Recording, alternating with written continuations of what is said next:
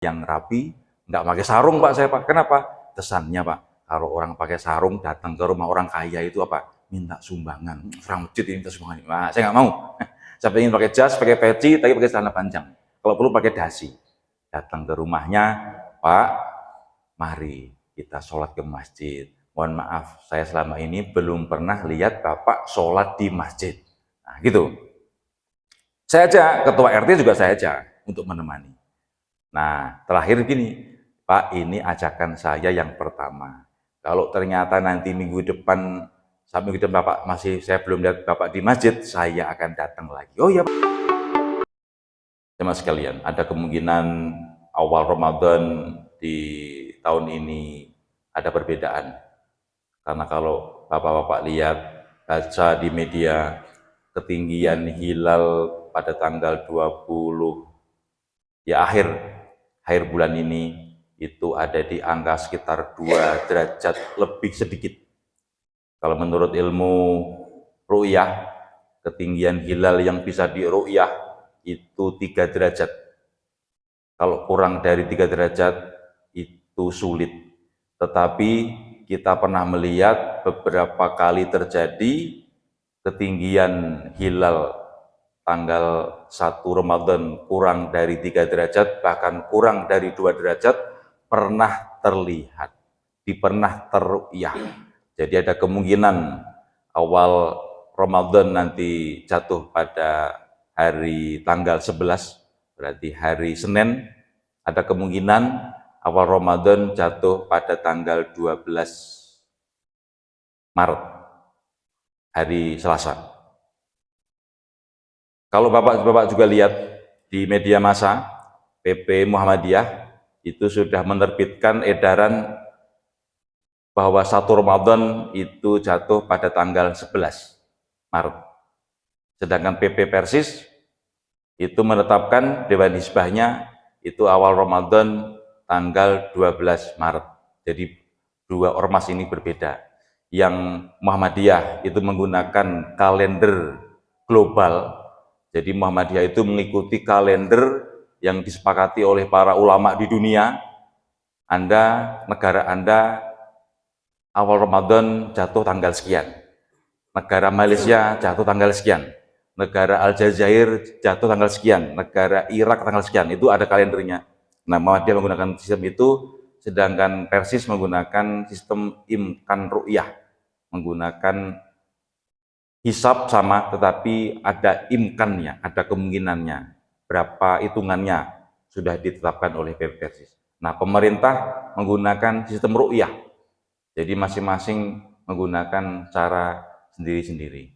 Beberapa ulama pun kalau Bapak-Bapak perhatikan, yang juga sudah sering beberapa kali saya sampaikan, ada ulama yang menggunakan pokoknya ikut pemerintah. Ada yang seperti itu. Dari Salafi seperti itu. Pokoknya ikut pemerintah, mau tanggal berapa pokoknya ikut pemerintah. Karena disuruh awal puasa lebaran ikut pemerintah. Oke. NU itu ikut pemerintah selama pemerintahnya menggunakan sistem ru'yah. Nah, ikut pemerintah, tapi kalau pemerintahnya menggunakan sistem ru'yah. Bapak-bapak nanti bisa lihat hasil Bahthul Masail Diniyah PBNU. Nah, itu ada. Selama pemerintah ikut sistem ru'yah, akan ikut pemerintah. Tapi kalau pemerintah menggunakan sistem hisab, NU akan berjalan sendiri. Kalau Muhammadiyah, pokoknya saya ikut kalender global. Nggak ikut pemerintah. Nah, nggak harus ikut pemerintah maksudnya. Masing-masing berbeda. Cuma sekalian, sebagai umat yang cerdas, kita harus bersikap dewasa, bersikap toleransi. Artinya apa? Kalau ada jamaah yang nanti awal Ramadan ikut puasanya, ikut Muhammadiyah, silakan. Saya ikut Muhammadiyah, nggak apa-apa, itu hak saya. Nah, Bapak-bapak ikut pemerintah, hak Bapak. Ada ikut Persis, hak masing-masing. Silakan. Kita saling bertoleransi. Kalau Muhammadiyah berpendapat apakah harus ikut pemerintah? Tidak perlu. Contohnya apa? Nanti kalau ikut pemerintah, kunut, pemerintah menetapkan kunut harus tiap subuh, harus kunut misalnya. Nah, sholat tarawih harus 11. Wah, nanti repot nanti, ujung-ujungnya berantem sendiri. Karena itu, kalau di Muhammadiyah itu membebaskan umat Islam ya sesuai dengan keyakinannya. Jemaah sekalian, Ceramah pada tema kultum pada pagi hari ini membahas tentang dakwah. Tema dakwah. Apa itu dakwah? Dakwah itu artinya Pak, mengajak, mengundang, itu juga dakwah. Da'a, yad'u dakwatan, itu juga artinya mengajak atau mengundang. Nah, jemaah sekalian, bapak-bapak penganut agama Islam semuanya yang hadir di majelis pagi hari ini itu sebenarnya memiliki kewajiban untuk dakwah, untuk mengajak. Jadi bapak-bapak itu tidak hanya datang ke masjid, sholat pulang, tidak ada dakwah, tidak. Tetap semua memiliki kewajiban untuk berdakwah. Apa dalilnya? Bapak-bapak silakan dibaca Al-Quran surah An-Nahl ayat 125. A'udzubillahi minasyaitonirrajim. Ud'u ila sabili rabbika bil hikmati wal mau'izatil hasanah wajadilhum billati hiya ahsan ila akhiril ayat. Artinya, ud'u, ajaklah, undanglah ila sabili rabbika, kepada jalan rabbika Tuhanmu, bil hikmah, dengan bijaksana, wal mau'izatil hasanah, dan dengan nasihat yang baik. Wajadilhum, kalau kepepet disuruh berdebat, debatlah mereka billati, dengan hiya ahsan, dengan cara yang bukan yang baik tapi yang terbaik. Karena ahsan itu kalau dalam bahasa Arab namanya isim tafdil, yang paling baik, yang lebih baik. Nah, coba sekalian, walaupun khitab atau wahyu ini untuk Nabi Muhammad, tetapi Nabi Muhammad itu Al-Quran itu sebagai petunjuk bagi seluruh umat yang beriman. Nah, kalau kita beriman, walaupun kitabnya Nabi Muhammad, kita harus juga melaksanakan. Kita diperintah untuk ud'u, untuk berdakwah, mengajak. Nah, bapak-bapak, jadi jangan lupa kalau punya teman, punya tetangga yang ahli maksiat barangkali, bapak-bapak tetap punya tanggungan untuk mengajak mereka. Bapak-bapak kalau punya teman, tetangga, saudara tidak pernah sholat, bapak-bapak tahu kok diam saja, nanti di akhirat bapak-bapak ikut bertanggung jawab di hadapan Allah. Kita melakukan tindakan pembiaran. Nah, di dalam kumpul itu pun nggak boleh. Bapak-bapak misalnya punya saudara, nginep di rumah bapak-bapak sekalian misalnya, ternyata menggunakan narkoba misalnya. Bapak tahu kok diam saja. Nah, nanti bapak-bapak bisa kena pasal tuh, pembiaran. Karena juga membiarkan ada tindakan penyelewengan, penyalahan, pelanggaran hukum positif, didiamkan saja, nggak boleh. Nah, dalam Islam juga sama, bapak-bapak harus punya kewajiban untuk berdakwah, mengajak, mengundang. Kata orang, mari kita mengajak, jangan mengejek. Mari kita merangkul, jangan memukul, begitu katanya. Nah, jemaah sekalian, terkait dengan masalah dakwah ini, para ulama membagi menjadi beberapa jenis. Yang pertama, dakwah fardiyah, munfarid, artinya sendirian. Fardiyah ya perorangan. Apa itu maksudnya? Maksudnya dakwah dari orang per orang. Nah, Bapak sekalian, saya memberikan contoh. Saya itu hampir setiap minggu pasti pesen Gojek, Pak, di Jakarta itu. Aplikasi online, Gojek online.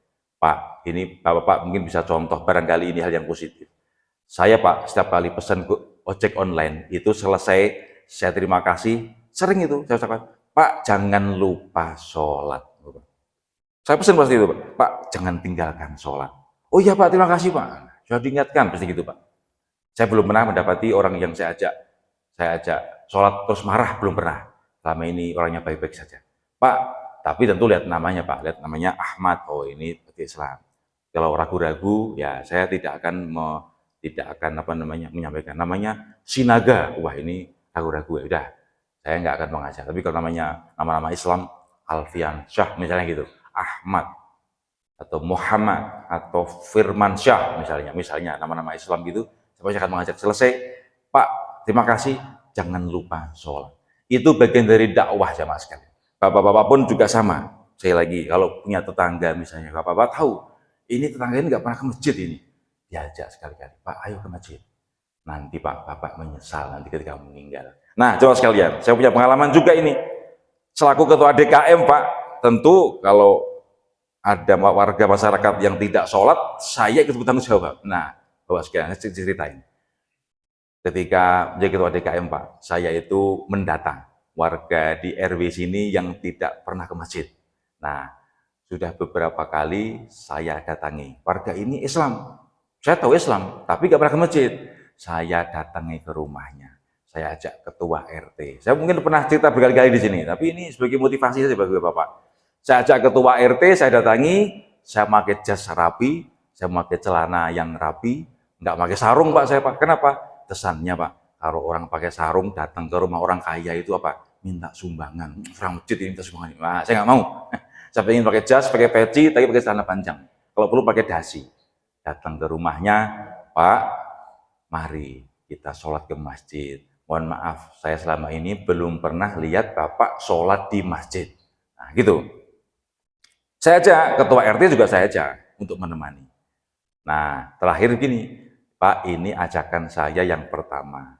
Kalau ternyata nanti minggu depan, sampai minggu depan Bapak masih, saya belum lihat Bapak di masjid, saya akan datang lagi. Oh iya Pak. Tapi sampai sekarang juga ternyata yang kelihatan di masjid cuma sekali 2 kali saja. Habis itu nggak kelihatan lagi. Nggak apa-apa, nanti saya ajak lagi. Saya sudah tebal muka. Kalaupun yang diajak itu marah-marah, nggak apa-apa. Saya akan tanggapi dengan senyuman. Nah, gitu Pak. Bukan dengan jogetan, tapi dengan senyuman. Nah, itu namanya dakwah fardiyah. Alhamdulillah ada beberapa yang akhirnya mau ke masjid, tapi yang sebagian yang lain ternyata juga tidak mau datang ke masjid. Terakhir saya ancam, Pak, Bapak kalau muslim kok nggak pernah ke masjid, mohon maaf. Nanti kalau Bapak meninggal, kami tidak mau menyolatkan. Wah, itu sudah ancaman yang paling terakhir itu. Nah, sudah selesai kalau itu Pak. Nggak perlu kita undang polsek untuk menjemput datang ke masjid, nggak usah. Nah, itu Pak. Itu sudah saya lakukan. Karena apa? Saya khawatir nanti di akhirat saya akan dihisab Allah. Kamu ketua DKM sudah apa saja yang kamu lakukan di masyarakat. Nah, minimal saya sudah punya jawaban, punya hujah. Ya malaikat, saya sudah mengajak warga saya yang tidak pernah ke masjid agar datang ke masjid. Karena apa? Setiap jabatan itu pasti memiliki konsekuensi tanggung jawab. Tidak hanya di dunia, tapi juga di akhirat. Nah, Bapak-Bapak, tahun depan jabatan Ketua DKM sudah berakhir. Tidak mungkin Ketua DKM-nya satu orang terus, pasti akan bergantian. Ingat-ingat, Bapak-Bapak yang nanti hadir di majelis ini, yang suatu saat nanti menjadi Ketua DKM, menjadi pengurus DKM, harus ikut bertanggung jawab kalau sampai ada warganya yang tidak sholat ke masjid. Nah, Bapak-Bapak perhatikan, kalau ada warga yang saya ragu-ragu untuk apa, ini kayaknya nggak pernah ke masjid ini. Nah, saya kalau sholat jenazah, saya tidak mau mengimami. Nah, itu tindakan tegas saya itu. Itu wujud hukuman sosial. Karena apa? Bagi saya Pak, perbedaan antara umat Islam dan Muslim apanya Pak? Sholatnya. Nah, itu tegas itu. Walaupun ulama nanti dipilah lagi.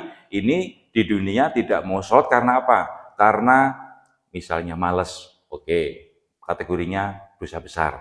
Tapi kalau ini di dunia tidak mau sholat karena menganggap sholat itu tidak wajib. Nah, itu sudah masuk kategori kafir. Hati-hati, harus hati lagi.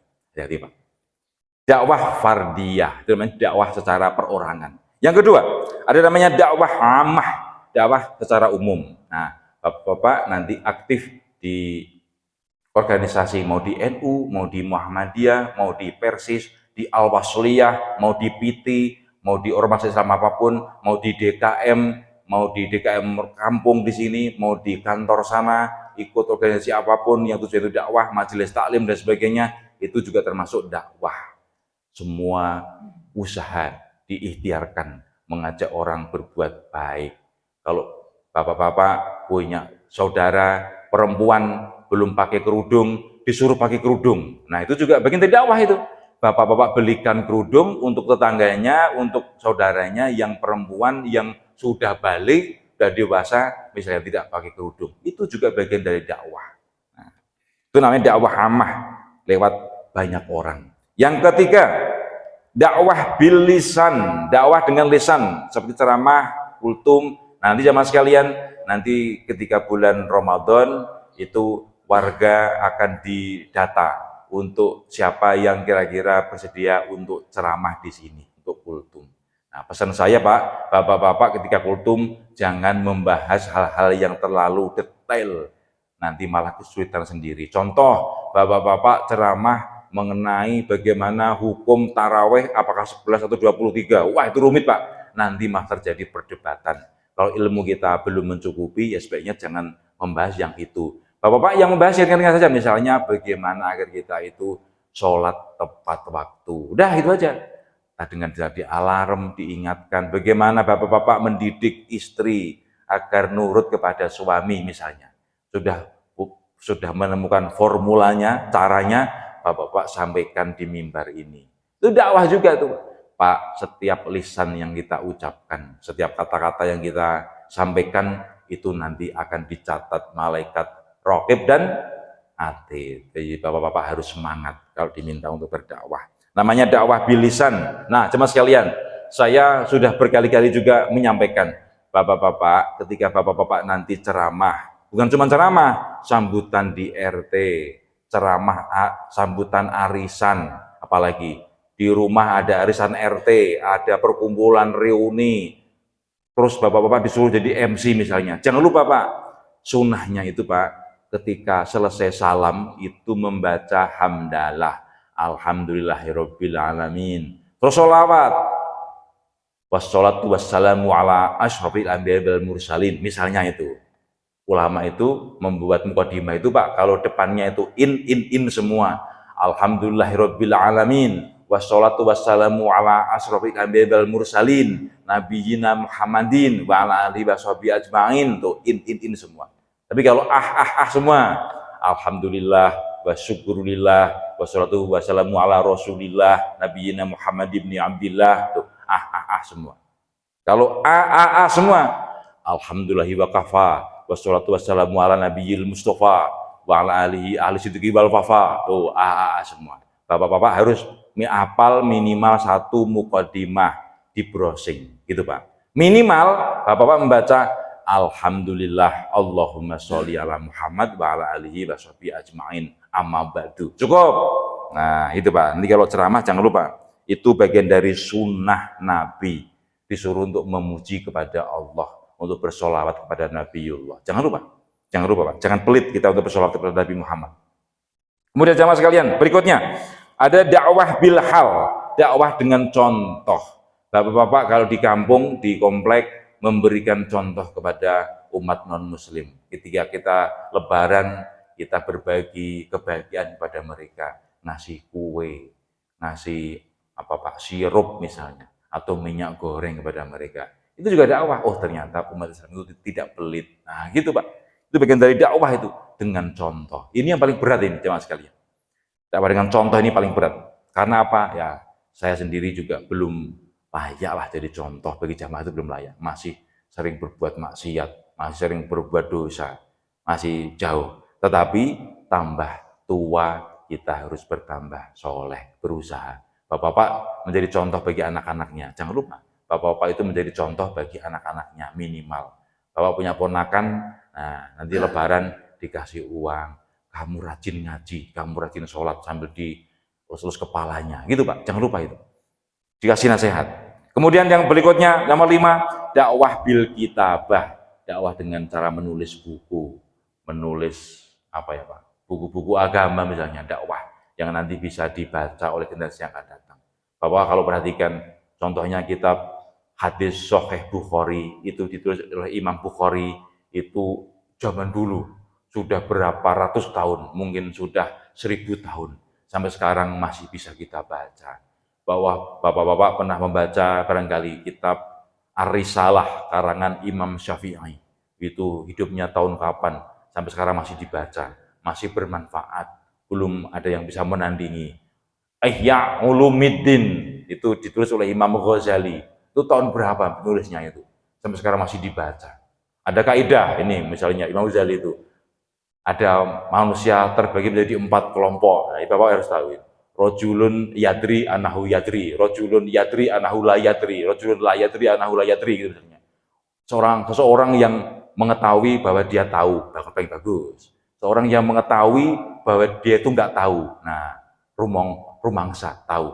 Saya tahu bahwa saya itu masih bodoh. Bagus. Ada lagi yang paling jelek itu, manusia yang tidak menyadari bahwa dia tidak tahu. Wah, itu paling jelek itu. Nah, Bapak kalau ketemu di masyarakat ada yang seperti itu.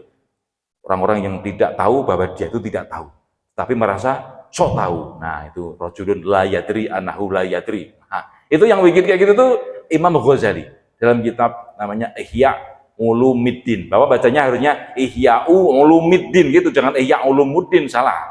Karena apa? Harusnya ulumi itu mudhof. Mudhof itu hukumnya adalah majrur.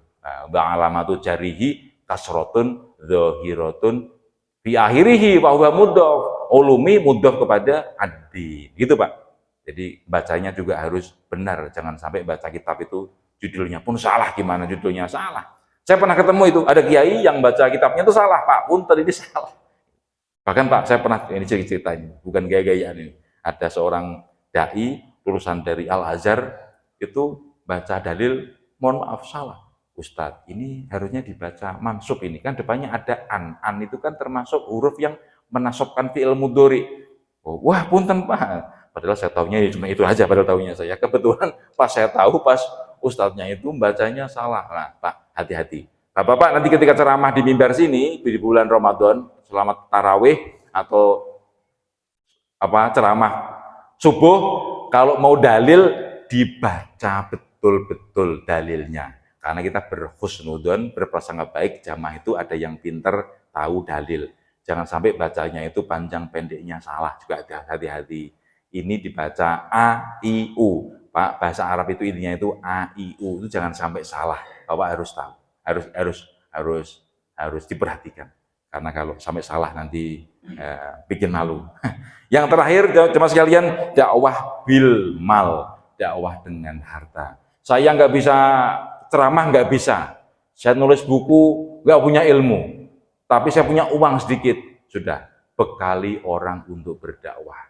Bapak-bapak kalau lihat ormas Islam di kita, mau di Muhammadiyah, mau di Persis, mau di NU, itu hampir semuanya mengirim utusan ke suku-suku yang terasing di Kalimantan, di Papua sana untuk berdakwah Islam. Satu pernah punya cerita, Pak. Ada seorang mubaligh Muhammadiyah, itu anggota PP Tabligh Muhammadiyah, itu dikirim ke Kalimantan, berhasil mengislamkan berapa ratus orang. Alhamdulillah, Pak. Orang suku pedalaman sana, Pak, mendakwah itu kan diperbolehkan kepada orang yang belum punya agama. Itu berhasil diislamkan. Nah, tetapi Pak, yang sedih itu ketika pulang ke Indonesia, anak-anaknya semua tidak sekolah. Karena apa? Bapaknya yang berdakwah ini, saking sibuknya berdakwah keluar Jawa, nggak bisa makan, nggak bisa sekolah anak-anaknya. Muhammadiyah nggak bisa ngasih banyak. Kasihan. Nah, Bapak-bapak kalau punya uang, ketemu orang yang ahli dakwah seperti itu, Bapak kasih bekal, Pak, ini buat bekal Bapak, buat istri Bapak di rumah. Gitu, Pak. Itu namanya dakwah bil mal. Ada juga dakwah bil mal yang lain. Bapak punya rezeki, Pak, saya pengen masjid itu pasang baliho di depan sana. Kata-katanya seperti ini. Nah, saya mau baru pesen, Pak. Nanti Bapak-bapak silakan nanti dibaca nanti. Begini bunyi balihonya itu. Ke masjidnya mau sendirian atau mau digotong. Nah, masih maleskah ke masjid? Nah, gitu Pak. Jadi gambar orang menggotong jenazah. Nanti dipasang di baliho di depan sana, orang mau baca biar kepikiran, oh iya, aku sudah tua, nanti meninggal. Kok enggak mau datang ke masjid? Waktunya adzan kok masih leha-leha di rumah. Malu sama gambar itu. Nah, Bapak-bapak misalnya bagus bikin gambarnya bisa, Bapak punya rezeki bikin pesen baliho, dipajang di depan. Nah, itu bagian dari dakwah juga itu, mengingatkan, mengajak. Kenapa kok hanya sholat saja? Pak, amal yang pertama akan dihisab itu sholat. Kata Rasulullah, awalu ma yuhasabu bil abdu yaumal qiyamah as-sholah. Amal yang pertama yang akan diminta pertanggungjawaban, dihitung amalnya manusia, itu adalah sholatnya.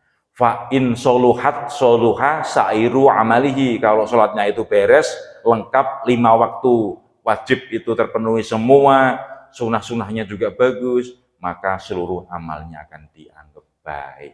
Coba sekalian. Yang pertama, yang penting itu sholat. Nah, misalnya Bapak punya rezeki, bikin baliho di depan sana. Saya dulu pernah bikin baliho, begini kan bunyinya itu. Bukan musibah kalau sandal Anda hilang di masjid, menjadi musibah ketika sandal Anda tidak pernah dibawa ke masjid. Nah, itu kan suatu nasihat. Oh iya, cuman ke masjid hilang sandal kita bingung, tetapi kita sendiri nggak pernah ke masjid padahal. Nah, itu Pak. Contoh lagi. Saya dulu pernah bikin baliho di depan itu. Jangan galau kalau anak Anda bukan juara Olimpiade, tetapi Anda silakan risau kalau anak Anda tidak pernah sujud ke hadapan Allah. Nah, itu misalnya, kalimat yang menggugah seperti itu yang kita butuhkan. Orang mau baca, mau enggak, terserah. Yang penting kita sudah berusaha untuk berdakwah. Mas sekalian, demikian kultum pada pagi hari ini. Mari kita tambah sepuh, tambah soleh. Bapak-bapak, sekali lagi, kalau punya tetangga yang belum pernah ke masjid, diajak ke masjid. Nanti lisan Bapak mengajak tetangganya ke masjid, itu akan bersaksi di akhirat. Bahwa ternyata mulut kita dulu pernah dipakai untuk berdakwah, mengajak saudara A, saudara B, tetangga A, tetangga B, untuk berbuat baik, untuk sholat, untuk ingat kepada Allah, untuk masuk Islam.